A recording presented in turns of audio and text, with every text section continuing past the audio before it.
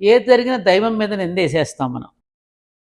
టెన్షన్‌లోనే ఇప్పుడు మనకి ఇప్పుడు మనం టెన్షన్‌లోనే చేస్తాం. ఏదైనా మాట్లాడేటప్పుడు ఆవేశంలోనే, టెన్షన్‌లోనే మాట్లాడేస్తాం కరెక్టే. ఎవరైనా చనిపోతే కూడా ఏంటి దేవుడు నాకింత అన్యాయం చేశాడు. దేవతలకి ఇంత పూజలు చేశాను, ఇన్ని వ్రతాలు చేశా, ఇన్ని నోములు చేశాను. ఏ దేవుడు నా పట్ల కరుణించడం లేదేంటని ఏడుస్తాడు. దేవుడే తనకు అన్యాయం చేసేసినట్టు మాట్లాడతాడు. దేవుడు ఎందుకు అన్యాయం చేస్తాడు? నీ కర్మను బట్టి, నువ్వు చేసిన పనిని బట్టి నీకు రిజల్ట్ వస్తోందక్కడ. అది గుర్తుపెట్టుకోడు. కొంతమంది తెలియదు అవునులేండి మరి ఏ జన్మలో ఏ పాపమో చేస్తుంటానో లేకపోతే ఎందుకు వస్తుందండి అనుభవించాల్సిందే తప్పదు మరి అనుకుంటాడు కొందరు.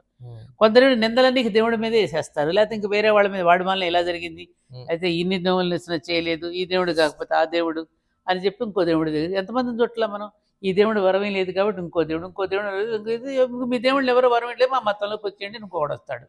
ఇదేగా జరుగుతున్న నేపథ్యం మనకి. ఏమ్మా